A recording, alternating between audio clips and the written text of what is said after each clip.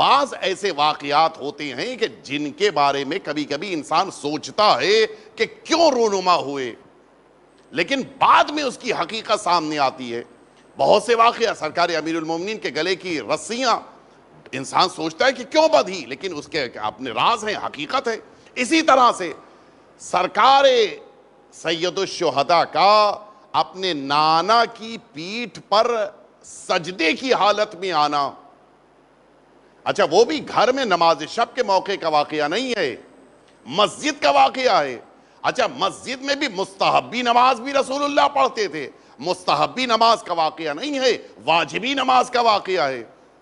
وہ بھی واجبی نماز میں بھی وہ نماز کہ جس میں ستارے کہلانے والے مصلی بھی پیچھے ہیں۔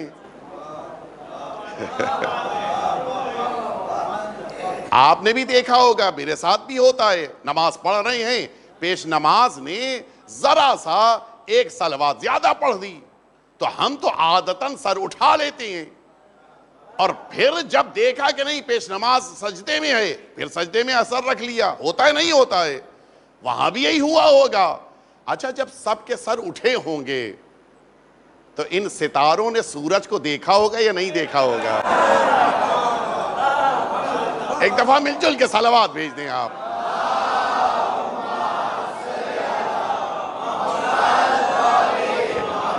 اور یہ امام حسین کا پشت رسالت مآب پر آنا، یہ وہ واقعہ تھا کہ جو ساری امت مسلمہ تک پہنچ چکا تھا۔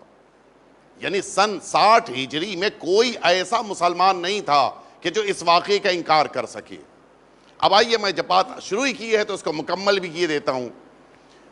حضور اکرم سجدے میں ہیں اور سرکار سید الشہداء آپ کی پشت پر ہیں۔ ہم آپ بھی نماز پڑھ رہے ہیں تو کیا ہوتا ہے؟ بچہ اگر پشت پہ آ گیا تو کیا کرتے ہیں ہم؟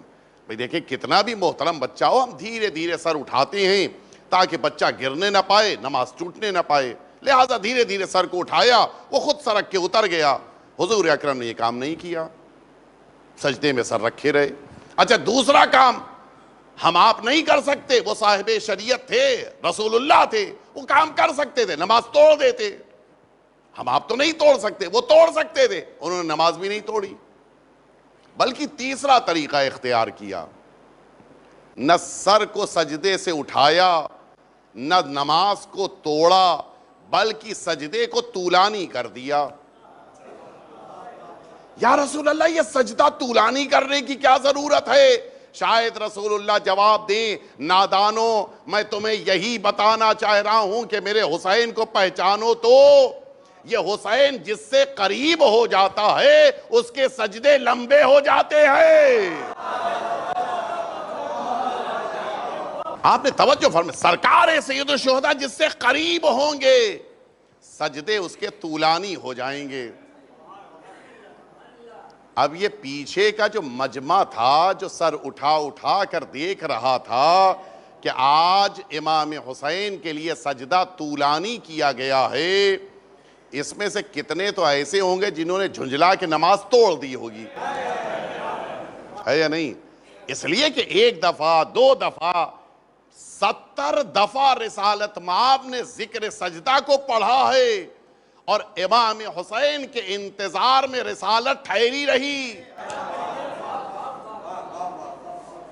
مجھے جملہ کہنے دیجئے، امامت کی عظمت یہ ہے کہ جس کا انتظار رسالت کرتی ہے، رسول انتظار فرما رہے ہیں۔ اور اسی لیے شاعر نے کیا شعر کہا ہے کہ سجدے میں سر ہے، پشت پہ سجدوں کی آبرو۔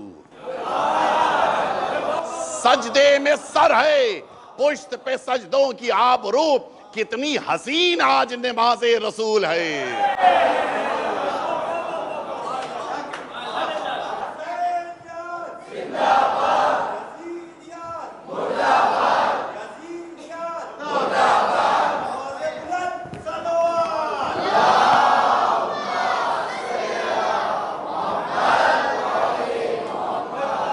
آقا کا یہ واقعہ ساری امت مسلمہ کو پتہ چل گیا تھا، اور یہی وجہ تھی یہ مسجد میں واجب نماز میں جماعت کے موقع پر سجدے میں پشت پر آنا، وجہ یہی تھی کہ جتنے نمازی تھے ان سب نے جا کر بتایا کہ آج نماز اس لیے طولانی ہوئی ہے کہ آج نانا کی پشت پر نواسا آ گیا تھا۔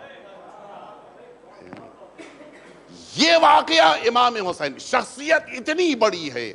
اب آپ ذرا سوچئے، سب کچھ ہو سکتا تھا لیکن امام حسین کی عظمت کا انکار نہیں ہو سکتا تھا۔